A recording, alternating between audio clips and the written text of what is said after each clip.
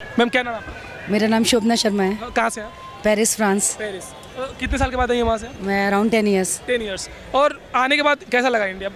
India एकदम change हो गया। 10 ईयर्स पहले जब मैं गई थी तो कुछ और था, अब तो बहुत डेवलप्ड हो गया। बहुत इंडिया मुझे लगता है अब किसी कंट्री से पीछे नहीं है। इंडिया के एजुकेशन को ले लो, आप किसी भी चीज़ में लो, आप इंडिया बहुत तरक्की कर रहा है धीरे धीरे। क्योंकि 10 साल पहले जहाँ मैं छोड़ के गई थी वैसा नहीं है, बहुत ऊपर चला गया है, बहुत अच्छा है। आपका 10 साल हुआ है, संयोग से मोदी जी का भी 10 साल होने वाला है ये साल।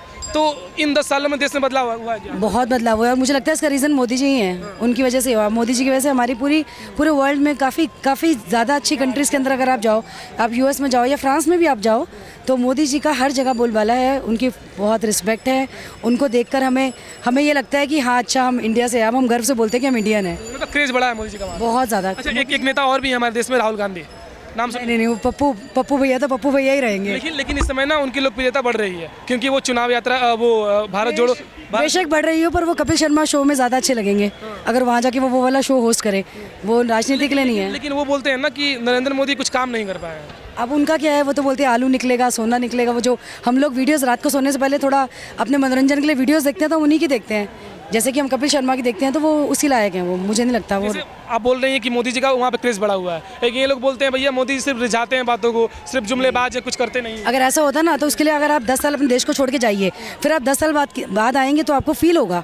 ये सब चीज़ें फील होती हैं कि हमारे देश ने कितनी तरक्की की है। अरे उस 10 साल पहले तो ऐसा था, अब तो ऐसा हो गया। तो डिफरेंस तो वही जानेगा ना जो थोड़ा टाइम से देखेगा। तो इसलिए मोदी जी ने बहुत तरक्की कराई है, उनकी वजह से हमारा देश। इस साल देश जो है, देश में जितनी विपक्षी पार्टियां हैं सब एकजुट हो गई हैं। इस बार मोदी जी ने ऐलान किया है कि इस बार हम 400 के पार आ रहे हैं। 400 के पार इलेक्शन में क्या हो सकता है, आपको क्या लगता है? मुझे तो लगता है मोदी जी वापस आएंगे, आना चाहिए उनको। लेकिन ना उनके ऊपर एक वो भी लग रहा है, आरोप भी लग रहा है कि मोदी जी ना जो जांच एजेंसियां हैं जैसे ईडी है, सीबीआई है, इनका दुरुपयोग कर रहे हैं। सिर्फ विदेशी जो विपक्षी हैं उनके ऊपर लगा रहे हैं। वैसे तो मैं आपको अगर फ्रैंकली बोलूँ तो मुझे राजनीति की तो इतनी नॉलेज नहीं है। ये तो मेरा जो डिफरेंस मैं इतने टाइम के बाद आई, उस वजह से मुझे लगा कि इतनी तरक्की हुई है हमारे देश में, और जब से तरक्की हुई है वही है प्रधानमंत्री। और ये जो आरोप लगते हैं ये सब तो राजनीति में चलता ही रहता है। किसी जो भी खड़ा होगा उसी को लगेगा, सबको लगते हैं, इससे कोई फ़र्क नहीं पड़ता। हमें देखना ये चाहिए कि हमारे देश के अंदर हुआ क्या इन 10 सालों में, या 10 साल को भी छोड़ो आप, इन सालों में आगे धीरे धीरे हो क्या रहा है। तरक्की तो है, पूरे वर्ल्ड में अब इंडिया का नाम है। लेकिन इन्हीं 10 सालों की बात करते हैं ना, तब विपक्षी बोलते हैं कि भैया इस देश में ना महंगाई, बेरोजगारी बढ़ी है। नहीं, महंगाई अगर बढ़ी है तो उसके साथ सैलरीज भी तो बढ़ी है ना। तो नहीं, वो लेवल तो बेरोजगारी की बात भी करते हैं ना। नहीं, बेरोजगारी तो अब जो काम ही नहीं करना चाहते लोग तो वो उनको ज़बरदस्ती तो उठा के नहीं करा सकते। ऐसा कुछ नहीं है, बहुत फ़र्क आया है। पेरिस में महंगाई कितनी है? पेरिस में महंगाई कुछ ऐसे नहीं है। अब वहाँ यूरो चलता है, वहाँ पे 1 यूरो की अगर आप जाते हैं, 1 यूरो यहाँ का 90 रुपीज़ होता है। तो वहाँ पे अगर 1 यूरो की ब्रेड आती है तो यहाँ पे 50-60 की तो होगी, मुझे आइडिया नहीं कि इतना टाइम हुआ नहीं ली। तो ज़्यादा नहीं है, फ़र्क ज़्यादा नहीं है। अब इंडिया हमारा बहुत आगे चला गया है। तो ये अगर आप यहाँ पे मेहनत करते हैं, अच्छा पढ़ते हैं, किसी अच्छी पोस्ट पे जॉब करते हैं, तो आपको अपना देश छोड़ने की ज़रूरत नहीं पड़ती। अच्छा, इसी दिल्ली के सीएम अरविंद केजरीवाल वो बोलते हैं ना कि देश का बेड़ा गर्क करके रखा है इन लोगों ने, जो वर्तमान सरकार में है। जो जी नहीं, मैं तो नहीं मान सकती। आप किसी भी ऐसे इंसान से पूछिए जो 2 साल बाद भी आया हो इंडिया में, वो आपको बता देगा कि क्या सच है, क्योंकि हम वही फील कर सकता है। अब ये इधर मेरी फ्रेंड है, ये इधर रहती हैं इतना टाइम से, इनको इतना नहीं समझ में आएगा, पर लोगों को धीरे धीरे आप 2 साल बाद, 4 साल बाद आते हो तो आपको समझ में आता है कि 2 साल पहले ये सड़क ऐसी थी जब मैं इधर था, तो अभी चेंज हुआ। तो फिर वो चेंज तो तभी दिखेगा जब आप कुछ टाइम बाद आएंगे।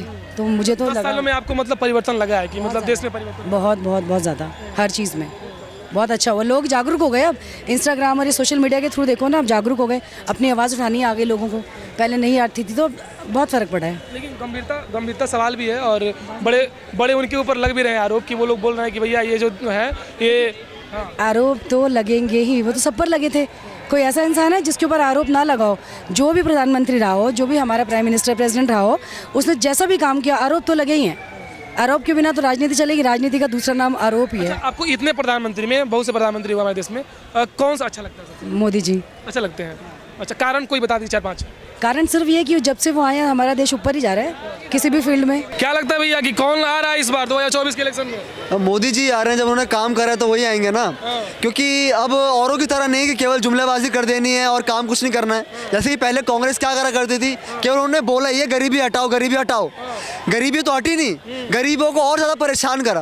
वहीं दूसरी तरफ जब नरेंद्र मोदी सरकार 2014 में बनी थी, उन्हें बोला था कि हमारी सरकार ग्रामीण भारत की सरकार है, उनके लिए काम करेगी, उन्होंने करा भी।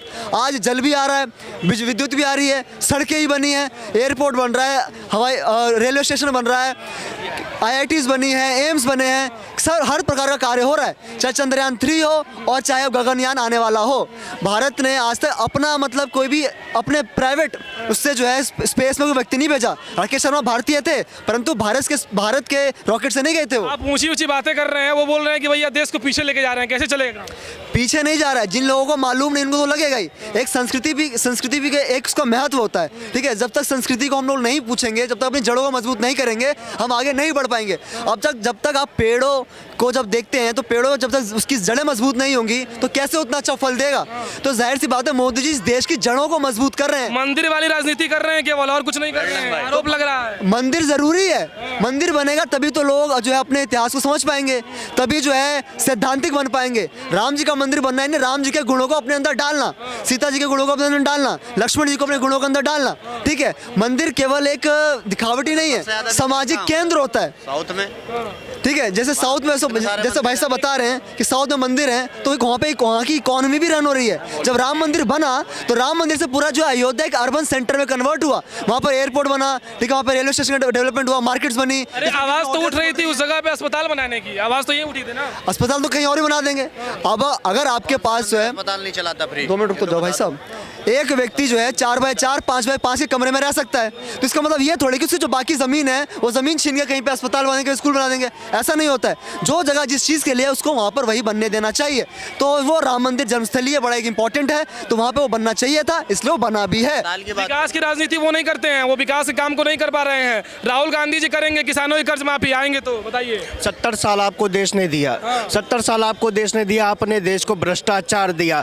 भाजपा स्कीम लाती है, आप स्कैम लाते थे। आप स्कैम की गारंटी थे, भाजपा स्कीम की गारंटी थी।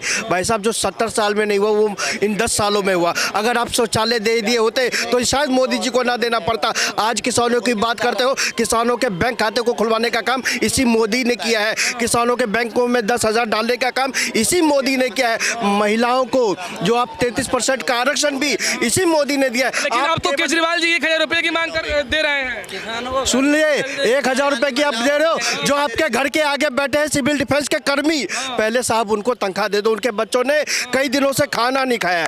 आप उनके बच्चों के पेट पर लात मत मारो, महिलाओं के नाम पर राजनीति करनी बंद कर दो। आप DTC बस में आप कहते हो महिलाओं के लिए टिकट फ्री है, उन्हें 5 रुपए का टिकट दो, लेकिन उनको सीटें दो बैठने के लिए, ताकि वो सम्मान से अपने काम दफ्तर से अपने घर जा। महिलाएं तो सपोर्ट कर रही हैं केजरीवाल जी को, फिर मोदी जी का 400 क्या होगा? तभी तो महिलाओं ने ही गाड़ी रोक के झाड़ू दिखाया तो उसको, तभी तो महिलाओं ने जीने पर चढ़ के आतिशी और केजरीवाल के मुंह पे काली के पोतने का काम किया। तभी तो जब दारू फ्री करी थी और दारू की बोतल तोड़ने का काम किया। बाहर दिल्ली की महिलाएं जाग चुकी है, दिल्ली की महिलाएं जानती है, दिल्ली की महिलाएं घर चलाती है। दिल्ली की महिलाओं जब वो गंदा पानी आता है तो उस गंदे पानी से उसको जूझना पड़ता है। और दिल्ली की महिलाएं ने मोदी जी का कार्यकाल भी देखा है, केजरीवाल का कार्यकाल भी देखा है। रेवड़ी कल्चर सिर्फ केजरीवाल जी नहीं चला रहे हैं, नरेंद्र मोदी भी चला रहे हैं, तो इस पर क्या कहिएगा? देखिए, मुफ्त अनाज और मुफ्त इलाज, मुफ्त अनाज मुफ्त इलाज मोदी की गारंटी है। इसको रेवड़ी कल्चर में मत बांटिए। जब कोरोना काल में मोदी जी की क्षमता थी 80 करोड़ गरीब लोगों को मुफ्त राशन देगा, देश के गरीब लोगों को मुफ्त इलाज की सुविधाएं देगा, 5 लाख रुपए की राशि इलाज के लिए गरीब लोगों को देगा। साहब ये मोदी है, इसकी गारंटी दिखती है, क्योंकि गारंटी पूरी हो इसलिए कहते हैं मोदी की गारंटी। मुफ्तखोरी की शिकार कर रहे हैं, लत लगा रहे हैं 80 करोड़ लोगों को जो 5 किलो राशन दे रहे हैं उसकी। आप जाकर देखिए, आप जाकर पूछिए उनसे। क्षमता थी, हैसियत थी, भारत की अर्थव्यवस्था को 11वें नंबर से 5वें नंबर पर पहुंचाने का काम किया। आज भारत उस स्थिति में है कि 80 करोड़ लोगों को मुफ्त राशन दे सकता है। 14 से पहले क्यों नहीं देते थे? ये सवाल आप उनसे पूछिए कि आपकी क्षमता क्यों नहीं थी, हैसियत क्यों नहीं थी, औकात क्यों नहीं थी कि गरीब आदमी तक राशन मुफ्त पहुंचे। ये मोदी की क्षमता है, हैसियत है, तभी तो मुफ्त दे रहे हैं।